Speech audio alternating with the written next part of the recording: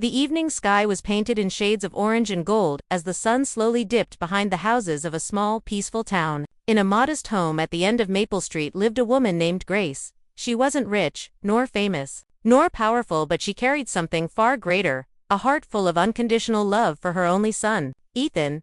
Grace had raised Ethan alone since he was 6. Her husband had died in an accident, leaving her with grief, a child, and a future she had never imagined. Yet, she didn't break. She worked day and night, sometimes 2 jobs, just to make sure Ethan never felt the absence of a father or the weight of poverty.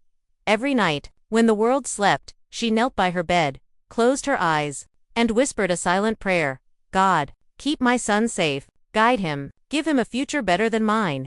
Ethan grew up seeing his mother's sacrifices, but like many children, he didn't truly understand them. To him, she was just mom, always tired, always busy, always reminding him to study, behave, and make good choices. When Ethan was young, he adored her. He would run into her arms when she returned from work. He would sit beside her while she sewed clothes for neighbors to earn extra money. He would listen to her stories about patience, kindness, and honesty. But as the years passed and Ethan entered his teenage years, something changed. He began to notice the world outside: expensive sneakers, smartphones, branded clothes, bigger houses, and friends who lived a lifestyle he couldn't afford. The gap between who he was and who he wanted to be grew wider, and resentment quietly took root. One evening, when he was 16, Ethan came home angry. "Why can't we have a normal life?" he snapped. "Why can't you buy me what other kids have? Why do I always have to explain to people that we're just poor?" Grace paused, her tired hands covered in sewing threads. She took a breath and said softly, "Son, we may not have much, but we have enough. You have food, a home, and that's not enough," he shouted, slamming the door to his room. Grace stood still. The silence felt heavier than his words. She didn't cry, not because it didn't hurt, but because she had learned long ago that tears never solved anything. Instead, she knelt beside her bed that night, even though her knees trembled from exhaustion.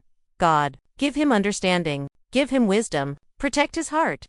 Days turned into weeks, and Ethan drifted further away from her. He started spending more time outside, coming home late, lying about where he had been. Grace noticed the difference: the new attitude, the new friends, the dangerous confidence.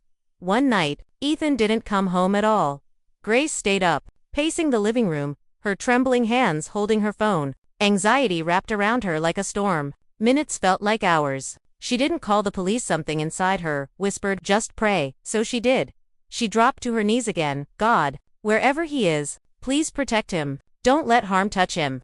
At 4:17 a.m., the sound of the front door opening broke the silence. Ethan stumbled inside, his clothes dirty, his eyes unfocused, smelling of alcohol and smoke.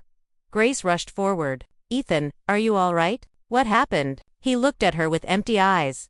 "Stop pretending you care," he muttered. "You just want me to be who you want."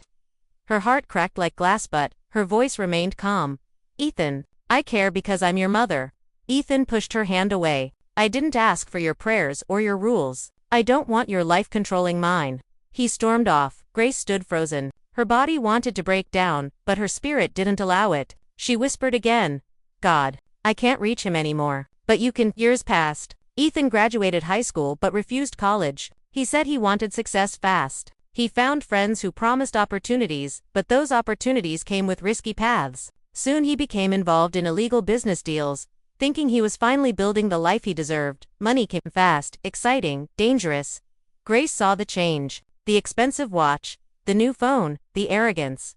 She never confronted him directly, she only prayed, every night, without missing a single one. "God, if darkness surrounds him, bring him back to light." One evening, everything changed. Ethan was driving on a deserted road after meeting some people. He didn't know one of them had betrayed him. Men followed him and forced him to stop. Before he could escape, they surrounded him. "We warned you," one of them hissed. Ethan's heart pounded. He realized, for the first time, that he wasn't in control. Danger was real. A man lifted a gun. Ethan closed his eyes, regret flooding his soul. In that single moment, he finally saw everything clearly: his mother's tired eyes, her sacrifices, her love, her warnings, and her silent prayers. He whispered, "Mom, I'm sorry." But before the trigger was pulled, flashing police sirens pierced the night. The men fled. Ethan was saved. A neighbor had anonymously tipped the police earlier about suspicious activity involving the same gang. It wasn't luck, it was timing, destiny, protection, or prayer. Ethan was taken to the police station. His record was clean, so they released him with a warning. When he reached home, it was almost sunrise. Grace sat in the living room as if she had been waiting not for hours, but for years. Ethan stared at her, his voice broken. "Mom, I could have died tonight." Grace didn't ask for details. She simply opened her arms. Ethan collapsed into them like a child. For the first time in years, he cried not out of anger, but from the weight of guilt, fear, and truth. Grace gently placed her hand on his head and whispered, "I never stopped praying for you." Her voice was steady, full of love, not anger. Ethan pulled back, tears still streaming. "Why? After everything I said, everything I did." She smiled softly. "Because a mother's love does not stop when her child makes mistakes. It grows stronger." He bowed his head.